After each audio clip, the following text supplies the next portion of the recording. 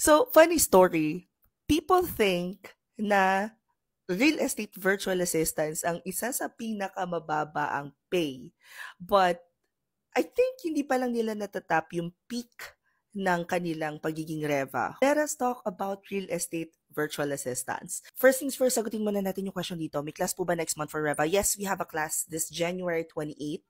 8 hours tong class na to, plus nagpapa-assignment pa talaga ang ating Coach AJ para sa Reva because ang daming topics kasi na natatap. That is because as a real estate virtual assistant, magsisimula ka syempre, most of the time, ang pinakang simula dyan, pinakamadaling makapasok, lalo na kung may BPO experience kayo, for Reva is appointment setting.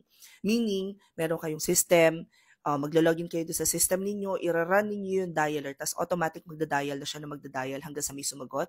Tapos meron na rin kayong script, babasahin nyo lang yung script hanggang sa makarating sa part na you will ask them either if they want to sell or buy a property.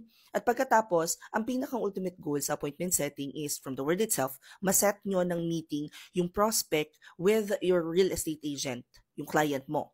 Ngayon, kapag na-master mo na yung appointment settings, so, syempre mapapagod ka mag-calls eh. Well, kahit patama ang bayad sa atin, mapapagod ka mag-calls. So, kung kayo ay may experience na sa corporate as yung sa mga real estate dito sa atin locally, you'd be glad to know na pwede nyo gamitin yung same experience ninyo para naman sa either marketing or transaction coordination or roof repairs coordination, offers coordination, napakaraming posisyon na real estate virtual assistant na pwede ninyong matap. And para sa akin, based on my personal experience, ang pinakamalaki pa rin na bayad is either ISA or Inside Sales Associate for real estate kasi may kasama yung komisyon or transaction coordination.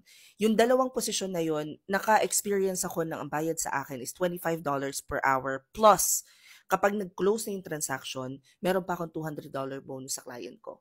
So, yun yung sa akin pinakang okay ha, kasi kalmadong-kalmado yung environment ng Reva. Parang minsan nga repetitive na yung tasks. Pero kapag ka naka-close ka, alam mo yung parang nahahappy ka, not just because nakatulong ka na makabili or mabenta yung property nung inyong kliyente, but at the same time, syempre may pera tayo dahil. 'Di ba? So, if you guys are interested to join the next real estate virtual assistant class, punta na lang kayo sa link sa bio ko, i-click nyo lang to. Pag hindi gumana, copy and paste sa Chrome. Ganon din naman sa Instagram, pwede nyo i-click to. Pag di gumana yung TikTok at saka yung Instagram, punta na lang kayo sa Facebook page ko. Hanapin nyo tong video na to. Makikita nyo sa mismo caption yung link para maganda. Ganon din naman sa YouTube, nasa description box lang. Para mas malinaw at wala ng how di Carabao, pag-click nyo nun, makikita nyo na tong page na to. Pagkatapos guys, dito sa may bandang baba, hahanapin nyo lang open courses. Or open classes rather, and then sa baba, 499.02 Reva. Pag-click nyo nun guys, pupunta na yun sa form, makikita nyo na yung schedule, ano yung coverage, ano na nga ba yung coverage? Pag wala pa yung coverage, i-comment nyo Reva coverage para, pero guys, from appointment setting to marketing, lahat ng positions na pwede ninyong, or roles na pwede ninyong gawin as a real estate virtual assistant, na ko-cover namin doon sa Reva class namin. Ang kagandahan pa neto, is the person that's teaching Reva right now, si AJ, transaction coordinator siya.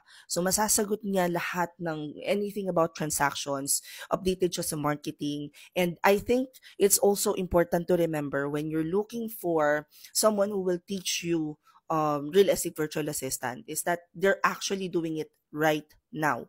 As in, yun talaga yung ginagawa nila. Again, kasama na din dun guys, after nung class nyo, magkakaroon kayo ng application book session with me. Pagkatapos magpa-final activity kayo, this is the certification process. After that, pagkasubmit nyo ng final activity, magsiset kayo ng one-on-one with me, saka pa lang namin kayo isa-certify. I want to make sure na mabanggit ko siya sa lahat ng videos, although nandun na siya sa form, but we don't just provide certificates after ng mag-training. O, ayan na. Sinisiguro namin na ready kayo. Anyway, hope this helps. Comment any questions you guys have about working from home. Follow for more work from home. Chismis at nandyan yung client na kami di ko ba.